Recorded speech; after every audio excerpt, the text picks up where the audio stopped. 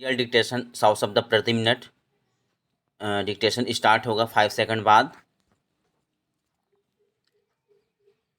Start. समलैंगिक विवाह को कानूनी मान्यता देने की मांग कर रही याचिकाओं का केंद्र सरकार ने सुप्रीम कोर्ट में विरोध किया है। कहा है कि इसकी मान्यता से स्वीकार्य सामाजिक मूल्यों में संतुलन प्रभावित होगा। यकीनन मूल्यों और परंपराओं को दकियानूसी कहने वाला सोच इसे भारत का पिछड़ापन कहेगा, परंतु समलैंगिक विवाह को मान्यता देने पर भविष्य में इसके क्या परिणाम होंगे, यह विचारणीय बिंदु है। परंपरागत रूप से विवाह और संतानोत्पत्ति एक दूसरे से जुड़े हुए हैं, परंतु एक वर्ग विवाह के प्रजनन अर्थ को खारिज करता है। यह कोई संयोग नहीं कि जिन देशों ने समलैंगिक विवाह को कानूनी मान्यता दी है, वहाँ सबसे कम प्रजनन दर है। नीदरलैंड, स्वीडन और कनाडा में समलैंगिक विवाह को कानूनी मान्यता है और वहाँ की जन्म दर प्रति महिला लगभग 1.6 बच्चे हैं, जो 2.1 की प्रतिस्थापन प्रजनन दर से बहुत नीचे है। जनसंख्या संबंधी अंतर्राष्ट्रीय आंकड़े भी यही बता रहे हैं कि जिन 10 देशों में अध्ययन के समय समलैंगिक विवाह को अनुमति थी, उनकी प्रजनन दर दुनिया के 193 देशों से कम थी।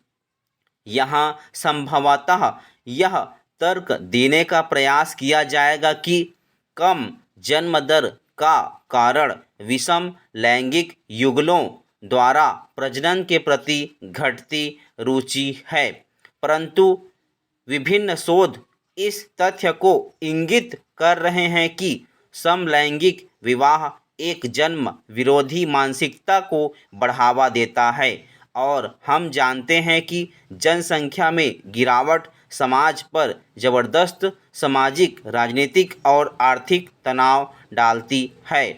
पैरा समलैंगिक विवाह की पैरवी करने वाले यह तर्क देते हैं कि यद्यपि वे सामान्य रूप से बच्चों को जन्म नहीं दे सकते, परंतु बच्चों को गोद लेकर या शुक्राणु दान से वे अभिभावक बन सकते हैं और बच्चों की बेहतर परवरिश कर सकते हैं। No basis what the study don't tell us about same sex parenting नामक शोध उन सभी शोधों पर प्रश्न उठाता है जो निरंतर यह तथ्य स्थापित करने का प्रयास कर रहे हैं कि समलैंगिकों के बच्चे विषम लैंगिक अभिभावकों के बच्चों से बिल्कुल भिन्न नहीं हैं।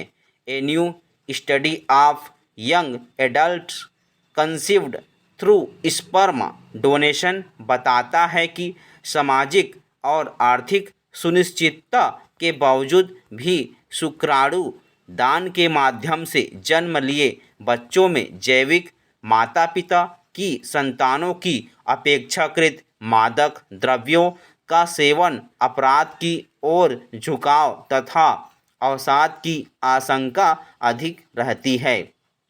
वहीं ऑस्ट्रेलिया में हुए एक अध्ययन में विषम लैंगिक विवाहित जोड़ों के बच्चों की तुलना में समलैंगिक जोड़ों के बच्चों का प्रदर्शन सामाजिक एवं अकादमिक स्तर पर खराब पाया गया।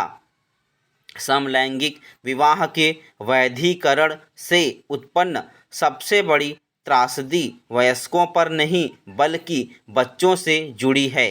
समलैंगिक विवाह यह सिद्ध करने की चेष्टा है कि मातृहीन अथवा पितृहीन बच्चे समाज की वास्तविकता हैं। दुर्भाग्यपूर्ण यह है कि समाज स्वयं जानबूझकर बच्चों के लिए स्थायी रूप से मातृ अथवा पितृहीन परिवारों का विकल्प उपलब्ध करवाकर उनके भविष्य को अंधकार में धकेलने को तत्पर दिखाई दे रहे हैं।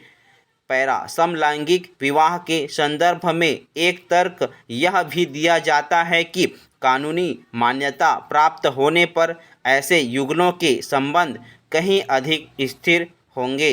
स्टॉप डिक्टेशन पसंद आया तो लाइक एंड सब्सक्राइब कर दीजिएगा दोस्तों। धन्यवाद।